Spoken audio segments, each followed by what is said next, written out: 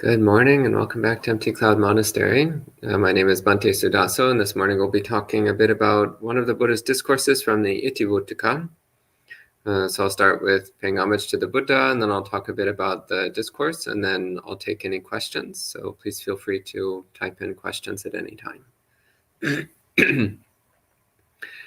Namo tassa bhagavato arahato samma sambuddhassa. Namo tassa bhagavato arahato samma sambuddhassa. Namo tassa bhagavato arahato samma sambuddhassa. Buddhang dhammang sanghang namassami. So the discourse for this morning is Itivuttaka number 51, the Dhatu Sutta. So I'm looking here at the Pali text together with the translation by Bhante Suddhāso. This is quite a short discourse, but it's touching on some very profound subject matter. So the the title of the sutta is, again, the Dhatu Sutta. And the word dhatu in Pali, it can be translated as element, or as foundation, or as a fundamental component. And this term is used in many places in the suttas in various ways, but it usually has this sense of something which is a basic, fundamental aspect of reality. So one of the more common ways that we use the word element is in relationship to the 6 elements. So these are the 6 fundamental aspects of our experience.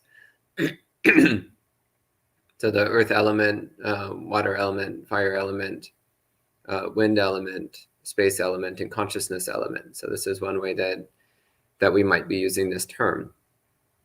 But the Buddha also uses the word dhatu in many other ways. One way he uses is in talking about personality types of people. So the kind of dhatu that a person has means what is it that their mind is based on? What is it that their basic attitudes and perspectives and relationship with reality is based upon? This is another way that the word dhatu is used. Or the way that we relate to reality. So our basic framework, our basic worldview, our way of relating to reality is our dhatu. But in this particular discourse, the Buddha seems to be using it more in terms of, again, these fundamental aspects of reality. So not necessarily in terms of an individual person's personality, and also not necessarily in terms of aspects of experience, but rather in terms of what reality actually is. So in this case, the discourse begins. It says, "This was said by the Buddha, the perfected one. This is what I heard." And the Buddha says, "Monks, there are these 3 elements, these 3 dhatu." What 3? The dhatu of form, the dhatu of formlessness, and the dhatu of cessation. So rupa dhatu, arupa dhatu, nirodha dhatu. So these 3 dhatus. So this is pointing to the 3 basic kinds of experience that one can have. So the 3 kinds of experience that are possible within the scope of reality. So rupa dhatu is the experience of that which is physical, that which is built upon physical form. So this is what most of us are intimately familiar with, because most of us have physical bodies, and we're used to relating to the world in terms of physical experience. The arupa dhatu is the foundation, or the fundamental aspect of that which is non-physical. So this is also something which we have a direct experience of constantly, namely our own mind. So the Buddhist perspective is that the mind is something entirely non-physical. So our experience, our day-to-day experience is actually this constant interplay between the rupa dhatu and the arupa dhatu, in the sense of the physical foundation of experience, so the experience of a physical body interacting with the physical world, and the non-physical foundation of experience, so the experience of the mind which is observing physical phenomena, which is observing the rupa dhatu. But mind is also observing non-physical things. It's observing thoughts, it's observing emotions, it's observing memories, it's observing itself, it's observing the nature of awareness, it's observing its own characteristics, the characteristics of the mind itself. So then actually more or less every waking moment, we're constantly observing both the rupa dhatu and the arupa dhatu. So the aspect of the physical and the aspect of the non-physical. What's interesting about this particular discourse, though, is that then the Buddha is including a third dhatu, which is one which we're not normally relating to. So the nirodha dhatu, the element of cessation, so the fundamental aspect of cessation. And although it's not specifically stated in this discourse, the nirodha dhatu is another term for nibbana. It's another term for the asankata dhatu. It's another term for that aspect of reality which cannot be defined in terms of objects or things, which cannot be limited or restricted in terms of conditions or in terms of limitations or specific objects or characteristics. So the nirodha dhatu is that aspect of reality which is limitless, which is not bound or restricted in any particular way.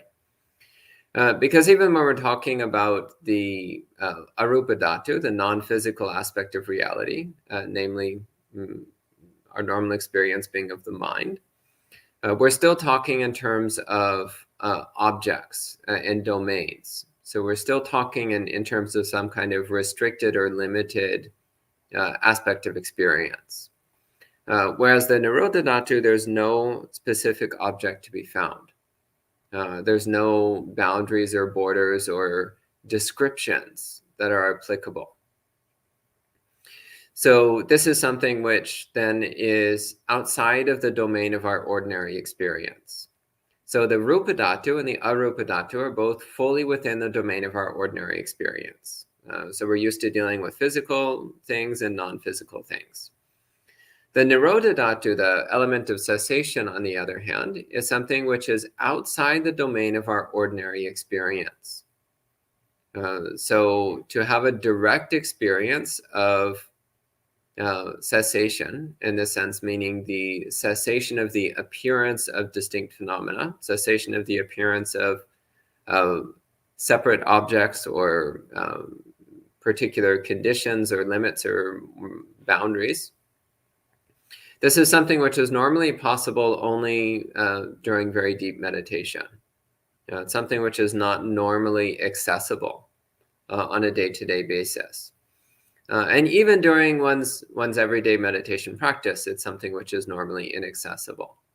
It's something which is possible only when the mind is deeply concentrated, sharply aware, and most importantly, when the mind has a fully developed faculty of renunciation, a fully developed faculty of non-attachment, of letting go, of relinquishment.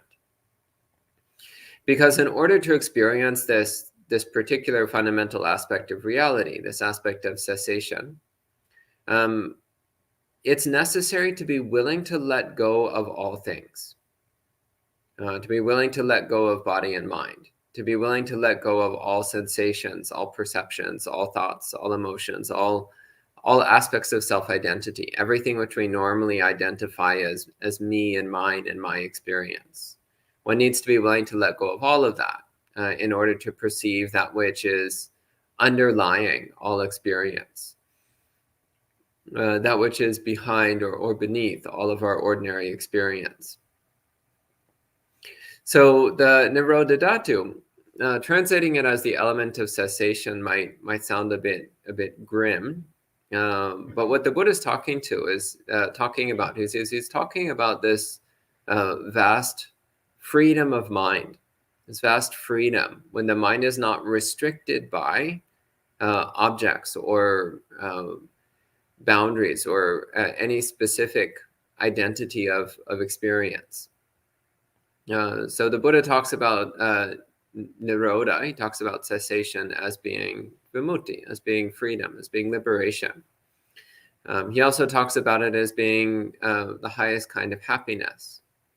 So the happiness of non-restriction, the happiness of limitlessness, of freedom of mind. So again, the Buddha makes this brief statement. He says there are these three elements, these three dhatus. The element of form, so rupa dhatu, the element of formlessness, arupa dhatu, and the element of cessation, nirodha dhatu. And then further, he says, comprehending the element of form, so that's rupa dhatung parinyaya, so that means with a complete understanding or complete knowledge of the rupa dhatu, complete knowledge of the physical aspect of experience. Arupesu asantita, so this means not stuck in the non-physical. So not getting caught up in the mind, not getting fixated upon the non-physical aspect of our experience. So a very simple way of talking about this, by the way. So full knowing of the rupa dhatu means to have mindfulness of the body.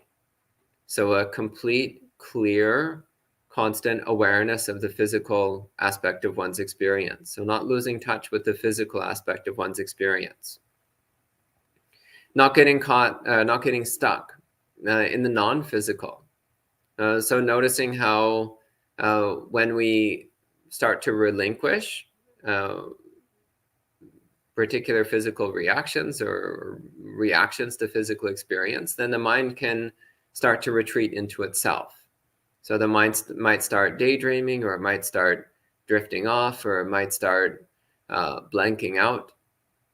But that's just an example of getting stuck in the non-physical. So actually getting lost in daydreaming is antithetical to Buddhist practice. Letting the mind space out is antithetical to Buddhist practice. Actually, remember years ago, I was teaching a meditation class, and there was someone who was there for the first time. It was their first experience with meditation of any kind, their first experience with Buddhism. And so I gave them meditation instructions, and we did some meditation together. And then afterwards, I was asking the people, how did it go? What was your experience? And this guy who was completely new, he said, well, actually, I didn't really learn anything. I was like, well, what do you mean? And he said, well, I already knew how to space out. And I realized, well, but that's not actually what we're doing here. Like, we're not trying to space out. In fact, that's the exact opposite of what we're trying to do. We're not trying to disconnect from reality. In fact, it's the exact opposite. We're trying to have such a thorough and clear understanding of reality that we're not caught in it. But that's only possible through a sharp, clear, direct perception of reality as it actually is. That's the only way to become free of it. So not getting caught in the non-physical, not getting stuck in any aspect of mind, not getting lost in this tendency to disconnect from physical experience either.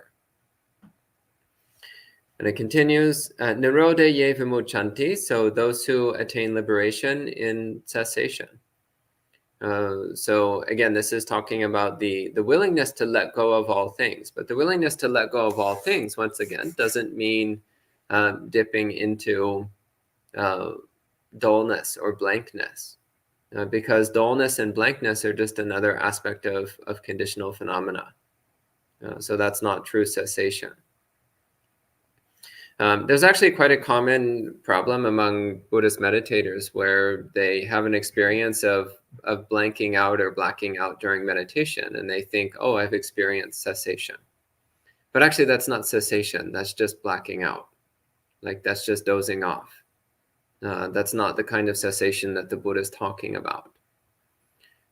So it's important to be very clear on this matter. When the Buddha is talking about cessation, he's not talking about falling asleep. He's not talking about blacking out. He's talking about the relinquishment of attachment to all appearances, relinquishment of all self-identity, relinquishment of all sense of separation, of distinctly, permanently persistent objects. And yet, there is still sharp, clear awareness within that relinquishment. So if awareness diminishes and disappears, then that is not true cessation. That's not the cessation the Buddha is talking about. If it was, then Buddhas would be asleep all the time. But on the contrary, Buddhas are perfectly awake all the time. That's why they're called Buddha. Buddha means awake. It doesn't mean asleep. It means awake. So the experience of cessation is actually an experience of the ultimate awakeness, rather than of blacking out or dozing off. And the verse continues, Tejana machuhayino. So these are the ones who have left behind death, those who have discarded mortality. And again, one might be wondering, well, what is this talking about? Those who have left behind death. Well, what is it that's born and what is it that dies? This body. This body is born and it dies. But we are not this body. This body is just an aspect of the Rupa Dhatu. It's just an aspect of the physical foundation of experience. And it's constantly shifting and changing.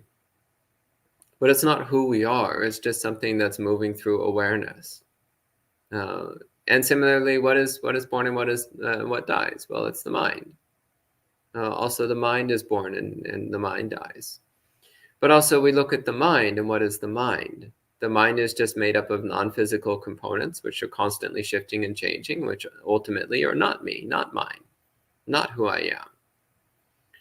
So when we drop identity with all specific phenomena, then what is it that's born and what is it that dies? Well, it's something not me, something other than me.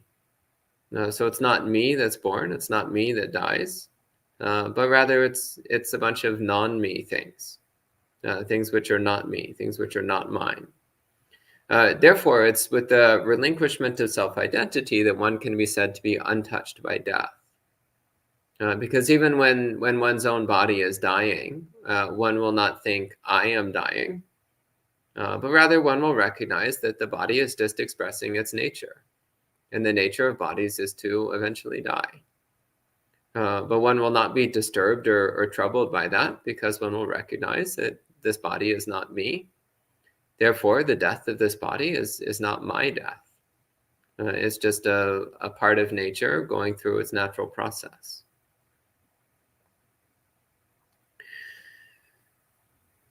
And the other thing is that within the element of cessation, the Nirodha Dhatu, the element of Nibbana Dhatu, which is also called the element of the deathless, the Amata. It's also called the Asankata Dhatu, the element of non-conditions, the element which has no distinct objects. There can be nothing arising and ceasing. Because there's no distinct objects, then there is no distinct arising and ceasing. There's no distinct appearing and vanishing. Therefore, there's no birth and death. So within the basic underlying aspect of reality, the fundamental nature of reality, there is nothing arising and ceasing. So all that seems to be arising and ceasing is just an appearance within the mind. It's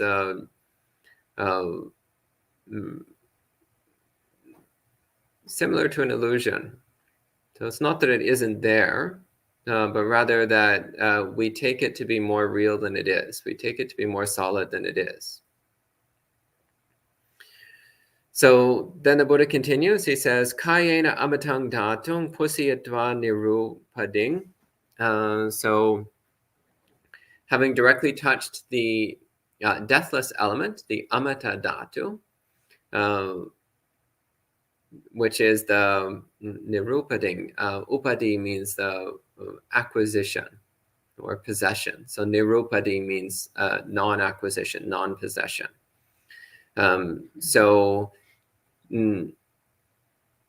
Once again, it's the relinquishment of possessiveness, letting go of the wish to hold on to or maintain any particular aspect of our experience that allows the mind to finally be completely free, to finally be completely happy, to finally have a sense of unshakable contentment and serenity. So having touched the deathless element, which is non-acquisition, so through non-possessiveness. Upadipadinisagang again means the relinquishment of acquisitiveness, the relinquishment of possessiveness, relinquishment of all things.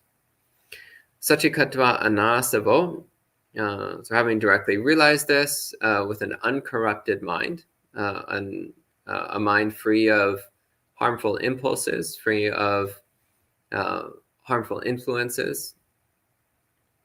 Deseti sama sambuddho asokang virajang padang. So it says this is the path to non-sorrow, the pure and perfect path of sorrowlessness that was taught by the fully awakened one. And it says, this is what was said by the Blessed One, and this is what I heard. And that's the end of the sutta. So a very short but very profound discourse talking about the end goal of the Buddhist path. So it's talking about full enlightenment. It's talking about the direct realization of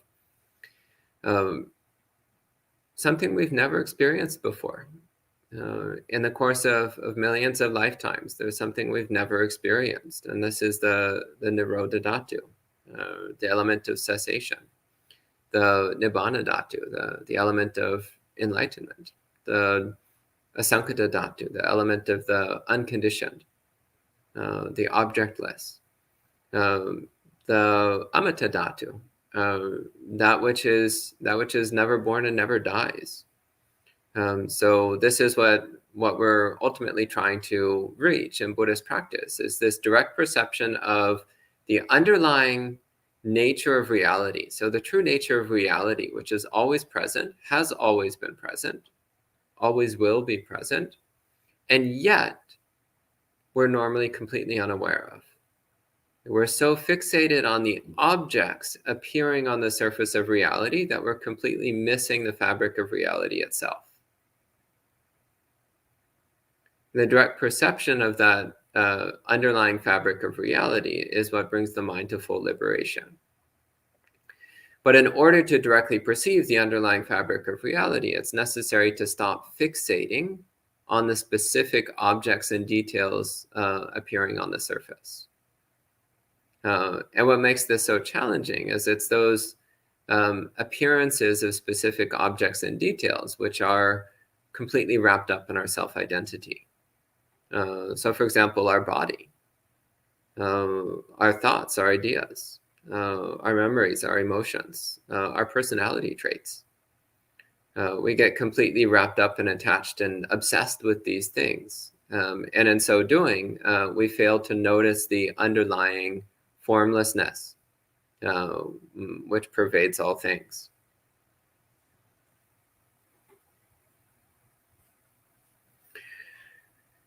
So that's the end of this discourse. And at this time, if there's any questions, I'll be happy to take some questions. I see lots of people joining in online. Delightful to see all of you here. So hello to Gita, Rebecca, Greg, Johannes, Matthias, Sud, Bhumika, Manal, John, Jayanta, Mary, Bhante Sankicha. Hello, Bhante. Good to see you. Andy, Vivian, Christina, Dan, Charles Lee, Gianna. Welcome to all of you. And I see a couple questions here.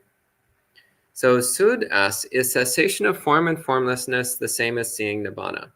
Yes, that's what's being spoken about here. So the cessation of both physical and non-physical. I'd actually prefer non-physical for arupa rather than formlessness. Because in my mind, when I hear the word formlessness, I actually think of asankata, which is, again, a description of nibbana. The nibbana dhatu is called asankata, without forms, without objects, without specific details or characteristics. So for me, when I hear the English word formlessness, I think of the asankata dhatu rather than arupa. So arupa means non-physical. To me, I think that's more clear. So is cessation of the physical and the non-physical the same as seeing nibbana? Yes, I would say yes. That's what the Buddha is talking about here. The nirodha dhatu is that aspect of reality which cannot be described as in terms of physical things or non-physical things.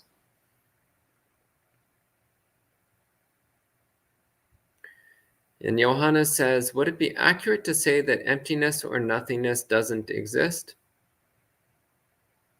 At least in the way we think they do. For example, in annihilationism, since nothingness becomes a thing once we see it and name it. I'm not really understanding what you mean when you say that emptiness or nothingness doesn't exist. So I actually find really useful when we start talking in these terms. I find it really useful to refer to the Kachanagota Sutta, which Samyutta Nikaya, chapter 12, sutta number 15, where the Buddha actually speaks very directly to this point. The Buddha says there are two extremes.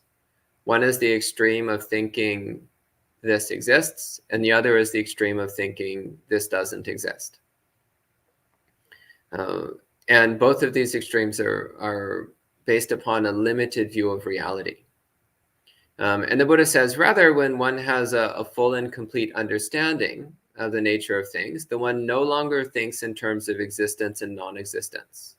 One no longer thinks in terms of this really does exist or this really doesn't exist. But rather, one recognizes that all experiences are conditional. When specific conditions are present, then a specific experience occurs. When those conditions are not present, then that experience does not occur. But that fundamentally we cannot say that anything either exists or doesn't exist. The terminology of existence and non-existence actually have no relevance whatsoever to reality. They're just reflections of specific limited viewpoints, but they're not reflections of anything real.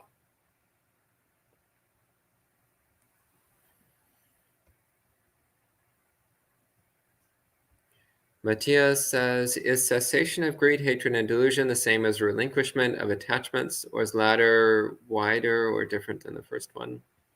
Cessation of greed, hatred, and delusion, the same as relinquishment of attachments. Yeah, I would say that they're basically the same thing. Yeah. Yeah.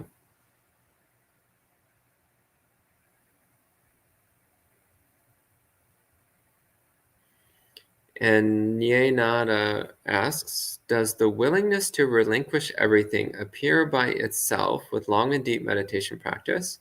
Or does one have to somehow intentionally point the mind towards attaining it? You have to do it intentionally. Yeah, if you just sit around waiting for the mind to eventually relinquish everything, you're going to be waiting a very, very, very long time. Probably forever. So yes, you do actually have to form the intention of renunciation. In fact, that's the second step of the Noble Eightfold Path.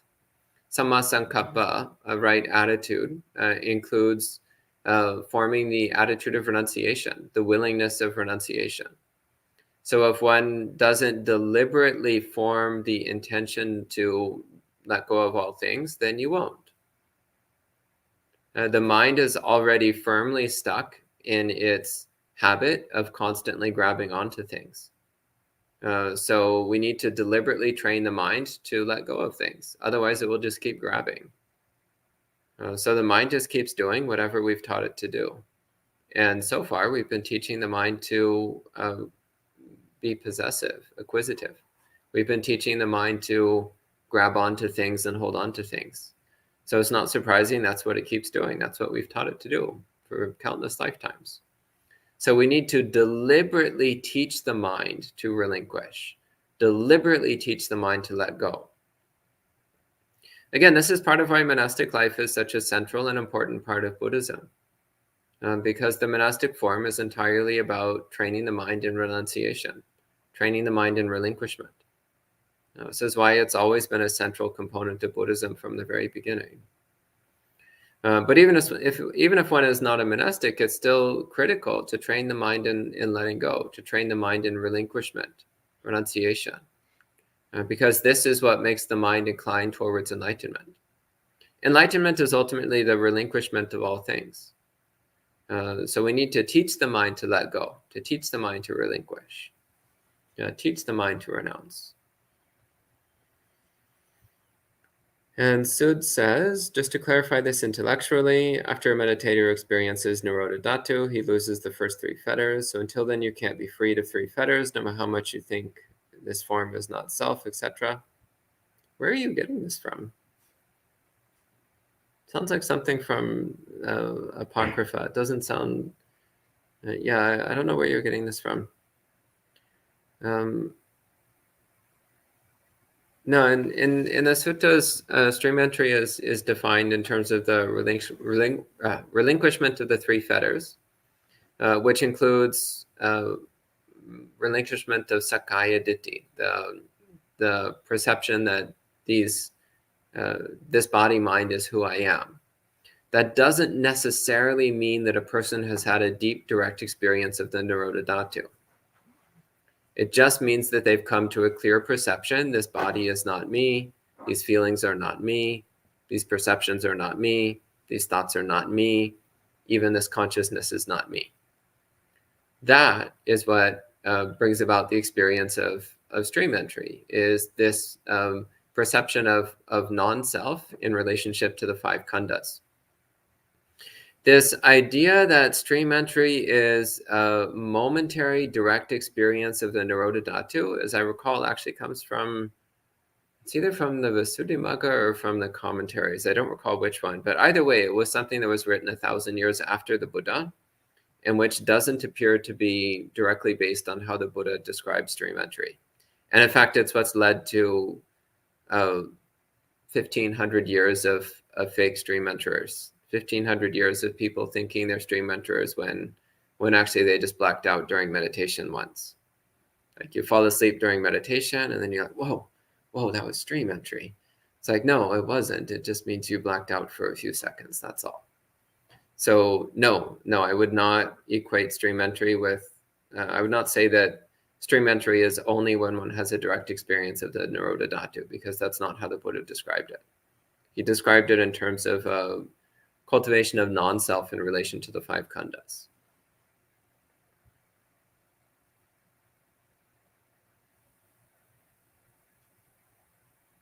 And Sud says, does this mean you really realize stream entry in deep meditation and not outside of it?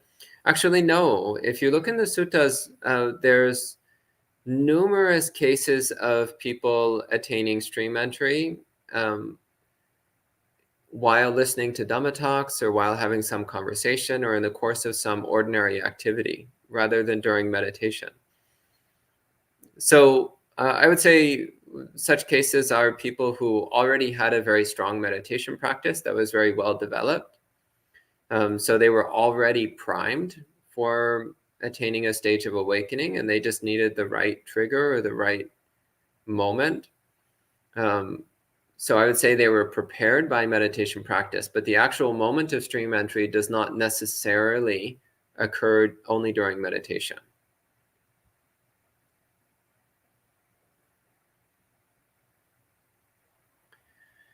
And Greg says, it seems to me that there must be a difference between the words nirodha and nibbana. Nirodha is still defined by things that are ceasing, while nibbana isn't reliant on these kinds of construction. I don't know if I'm thinking in the right direction, if this kind of view is useful. What are your thoughts on this? I don't think so. So nirodha, the word nirodha is not a verb. So it's not describing a process of ceasing that is currently happening. So it could just as easily refer to that condition in which there are no objects present, in which objects have ceased to appear. So that would not imply objects currently ceasing, but rather it would refer to that aspect of reality in which objects are already ceased, in which objects are not present at all. In which case it doesn't seem to rely upon currently appearing objects that are ceasing. So no, I think that actually part of what the Buddha is pointing to here, as in other suttas, is that the Nirodha Dhatu is the Nibbana Dhatu. They're not two separate things.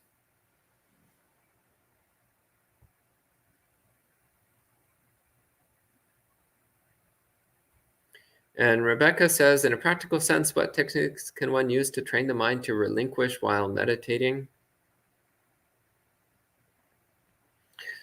Well, actually, every time you see anything whatsoever arising in the mind, just regard it as unimportant and let it disappear. Like, you don't need to respond to it. You don't need to react to it. You don't need to treat it as significant.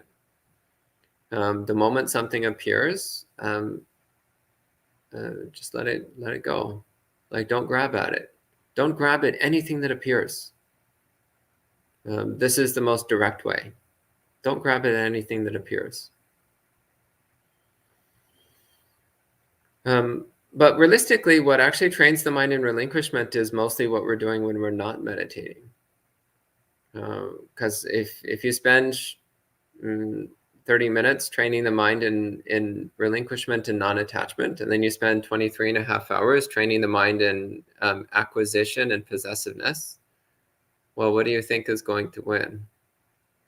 So relinquishment is mostly something you train the mind in when you're not meditating. But also during meditation practice, of course, that's actually a central element of what we're doing.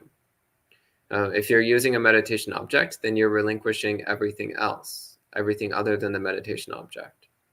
Or if you're practicing animitta samadhi, then you're relinquishing everything, including meditation objects. So definitely meditation practice is a practice of relinquishment. But if you're not also practicing relinquishment in your everyday life, then you're only ever going to get so far. You're only ever going to get to a certain limited point.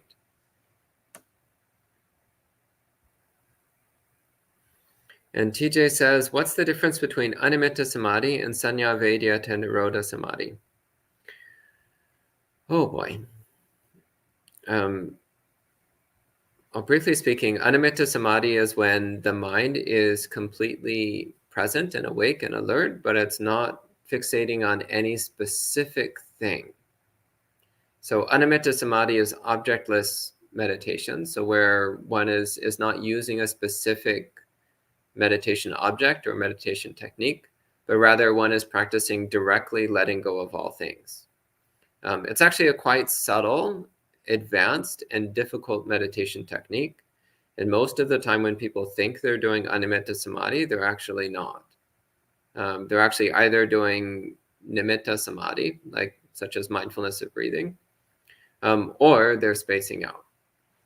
And so animitta samadhi is a valid practice, a valid samatha vipassana meditation practice, but it's quite difficult, quite subtle.